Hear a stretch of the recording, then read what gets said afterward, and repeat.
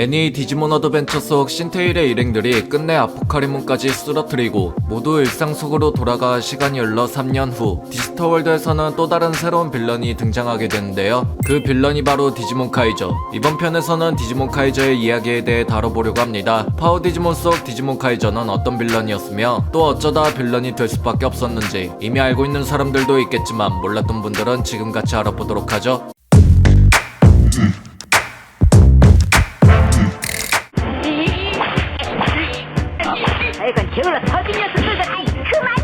보통 어드벤처 속 빌런들은 모두 몬스터 형태나 인간 형태인 디지몬들이었다면 후속작 파워 디지몬에서 처음 등장한 빌런인 디지몬 카이저는 디지몬이 아닌 바로 인간이었습니다. 새롭게 등장한 빌런인 만큼 이전의 빌런들만큼이나 아니 어쩌면 보기에 따라 더 무자비하다라는 느낌을 잘 살린 캐릭터라는 것을 볼 수 있었는데 항상 따라다니는 파트너 디지몬인 추추몬을 거리낌 없이 발로 걷어차거나 폭언과 함께 채찍질을 하고 이외에 자신의 말을 거부하는 약한 디지몬들 또한 채찍으로 응징하는 등 당장 보이는 면만 보면 이런 모습들이 있었고 이밖에 디지몬 카이저 또한 이전에 등장한 빌런들과 마찬가지로 악질적인 행동을 하는 이유가 지배의 목적을 두고 있다는 것을 알 수 있었는데요. 여기서 이전 어드벤처 빌런들과 조금 다른 느낌을 꼽자면 같은 지배의 목적을 두고 있음에도 어드벤처 빌런들은 계획의 포커스가 대부분 선택받은 아이들의 제거를 두는 모습들을 보여줬었지만 디지몬 카이저 같은 경우에는 어둠의 고리와 악마의 고리를 이용해 주변에 보이는 디지몬들을 모두 자신의 명령하에 움직이게 만들거나 진화를 통제하는 어둠의 탑을 곳곳에 세우는 등 디지털월드를 지배하려는 디지몬 카이저의 계획들이 주인공들을 제거하려는 것보다 마치 땅 따먹기 같이 지배 목적으로 세력을 넓히고 있다는 것을 작중에 비교적 시각적으로 잘 보여줬기 때문에 새롭게 등장한 디지몬 카이저라는 빌런의 인상을 주기엔 충분해 보였죠.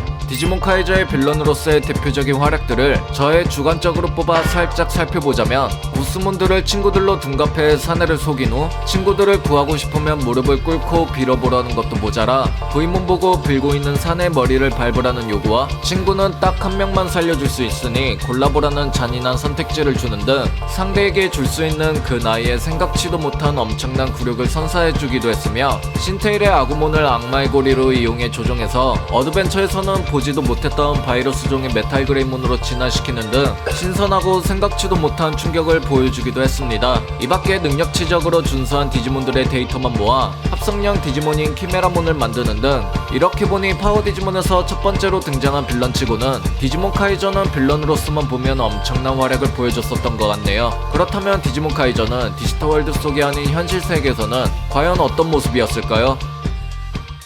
디지몬 카이저의 본명은 서정우. 월반 제도만 있었으면 초등학생 나이에 대학에 들어갈 수 있는 똑똑한 머리와 신텔도 놀랄 정도의 청소년 대표급의 운동신경을 가지고 있는 등 이미 세상에서는 천재로 유명한 완벽주의자 성격인 아이였습니다. 하지만 모두에게 이미 인정받고 있는 서정우는 뒤에서 항상 사람에 대한 불만스러워하는 모습이 보였으며 자신의 부모 또한 예외 대상이 아니듯 냉담한 태도로 일관했습니다. 그렇게 세상이 질린 듯 서정우는 끝내 자신의 컴퓨터에 이제 이런 세상에 볼 일은 없다. 잘 있어라 한심한 인간들아 라고 메시지를 남긴 후 현실 세계를 떠나 디지털월드로 가출하게 되는데요. 모두에게 인정받는 완벽한 서정우는 과연 어떤 이유로 이런 결단을 내렸으며 어쩌다 디지털월드의 빌런이 될 수밖에 없었는지 서정우의 이야기를 한번 살펴보도록 하죠.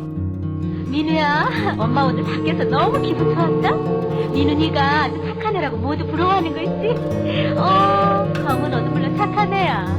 서정우는 사실 처음부터 완벽한 천재가 아니었습니다. 처음부터 천재였던 아이는 서정우의 친형인 서민우였죠. 가는 곳마다 서민우를 향한 주변 사람들의 칭찬 일색으로 서정우는 항상 서민우와 비교 대상조차 못될 정도로 뒤에서 가려진 그림자 같은 존재였기 때문에 당시 부모로부터 한창 사랑받을 나이의 어린 막내임에도 서정우는 부모님이 친형인 서민우를 더 편애하고 관심을 주는 것을 그저 뒤에서 지켜볼 수밖에 없었습니다. 난 깍두기야 항상.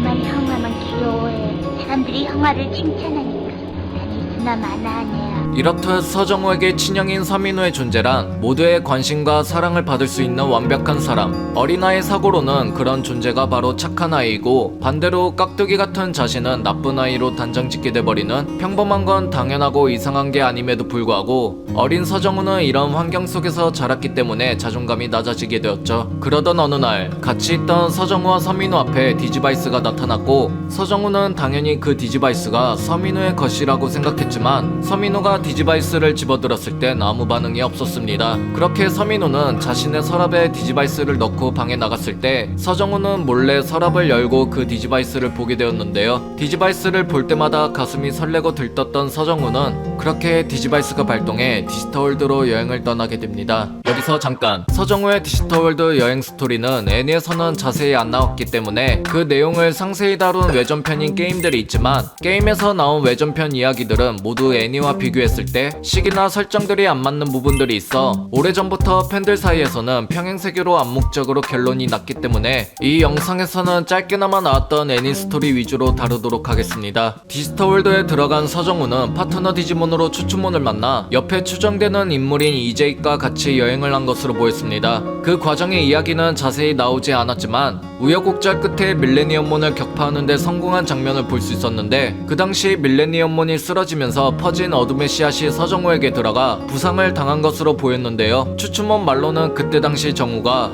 나 혹시 목에 상처를 입은 적 있니? 그래 맞아. 나 그때 네가 정말 죽어버리는 줄 알았거든. 그 뒤로 난 어떻게 됐어? 넌 상처가 깨끗하게 나아서 건강한 모습으로 네가 사는 이쪽 세상으로 돌아왔어. 아무튼 그렇게 다시 현실 세계로 돌아온 서정우를 본 서민호는 그 디지바이스는 내 것이라며 격한 반응을 보이며 뺏었는데요. 정우야, 너 지금 뭐 한 거야? 저기 이거 뭐 하고 있는 거냐고? 내 물건에 함부로 손대지 마.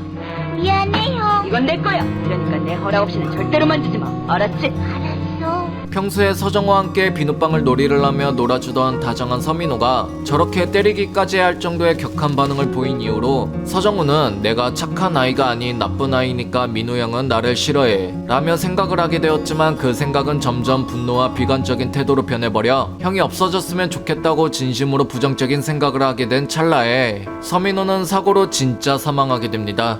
형아야, 내가 없어져 버리라고 해서 이렇게 된 거야? 난 이제 어떡해?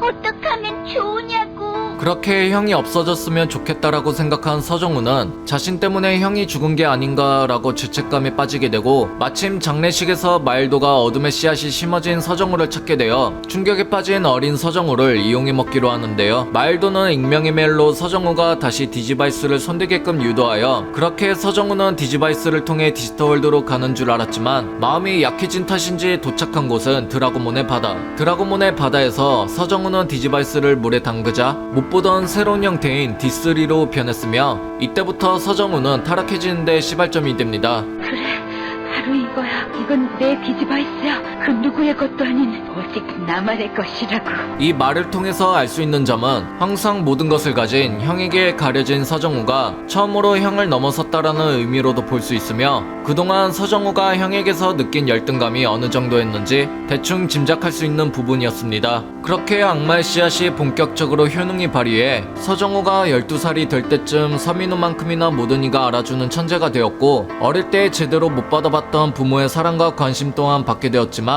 뭔가 서정우는 만족보다는 세상에 질린 듯 항상 화가 나 있는 상태였습니다. 전부 다 한심해. 이후에 결과적으로 주인공들에게 패배하게 되면서 자신이 여태껏 디지몬 카이저로 활동하면서 저지른 만행에 대한 죄책감과 그 과정 속에서 자신 때문에 죽게 된 추추몬을 보고 충격을 먹게 되죠. 죽었다고?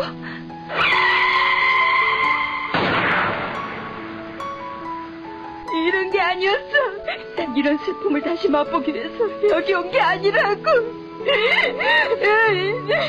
서정우의 진위를 확인할 수 있는 장면이었습니다. 나중에 장한솔의 분석으로 디지털월드는 데이터가 집합할 때 먼저 형태를 정하는 시스템이 존재한다고 하며, 결론적으로 디지털월드 속 외형들은 자신이 바라온 모습이라고 하는데요. 그렇다면 디지몬 카이저의 외형들을 다시 한번 살펴보자면 죽은 서민호와 매우 흡사하다는 점들을 볼 수 있으며, 서정우도 장한솔의 말에 동의하며 형처럼 되고 싶었었다고 언급합니다. 그렇다면 다시 돌아와 과거 서정우 편을 살펴보면 서정우는 왜 형처럼 되고 싶어 했던 것이었을까요? 어쩌면 서정우는 단순히 형처럼 천재같이 뛰어난 재능을 원했던 것이 아니라 형처럼 자신도 부모에게 관심과 사랑을 받는 것을 원했기 때문에 어릴 때부터 서정우의 관점에서는 사랑받기 위한 조건은 형처럼 천재여야 된다 라는 생각 때문에 형처럼 되고 싶다라고 무의식적으로 생각한 게 아닐까 싶네요. 아무튼 그래서 결과적으로 사랑받고 싶었던 서정우는 천재가 되었더니 부모님은 그런 서정우 자체를 관심을 가져주는 게 아닌 죽은 서민호가 돌아온 것 같은 그 모습을 좋아하는 모습으로 보였고, 이 밖에 서정우의 주변 사람들도 서정우란 사람 자체의 관심보다는 어떻게 하면 그렇게 될 수 있냐, 더 나아가 돈은 많이 줄 테니 내 딸 과외 좀 해줄 수 있냐 등 서정우의 재능에만 관심을 가져주는 사람들밖에 안 보였으니까요. 그렇기 때문에 서정우는 부모를 비롯한 모든 사람들에 대한 경멸이 지속되었고, 바라던 형처럼 되었지만 그 삶은 그렇게 기쁘지 않았다라는 결론이 나왔겠네요.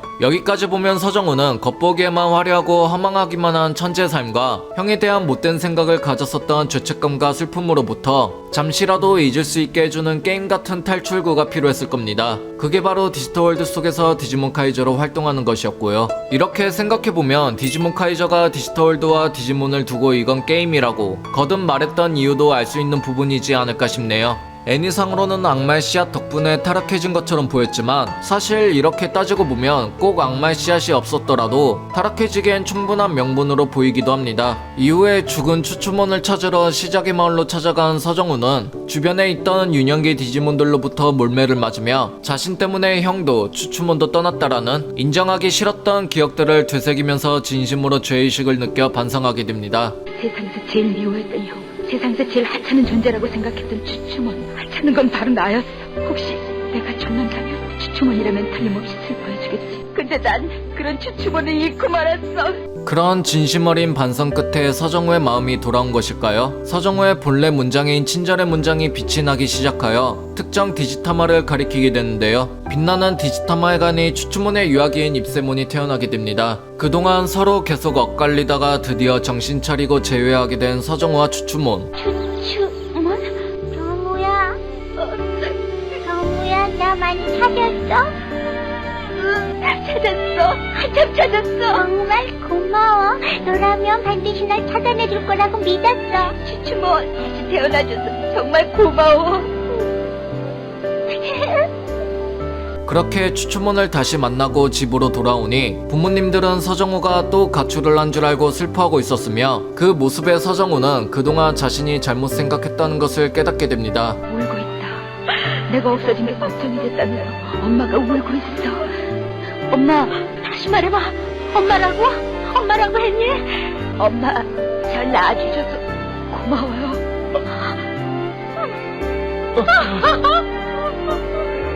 이 장면으로 서정우는 그동안 본인의 재능에만 관심 있었던 줄 알았던 부모님이 사실은 나 자체를 사랑해주고 생각해주고 있었구나 라고 깨닫게 되는 것을 알게 되는 장면임을 볼 수 있었네요. 이후에 서정우는 자신의 본래 모습으로 돌아오게 되어 친절의 문장에 걸맞게 배려심이 많고 다정한 성격으로 돌아오게 되면서 서브 주인공으로 합류하게 됩니다.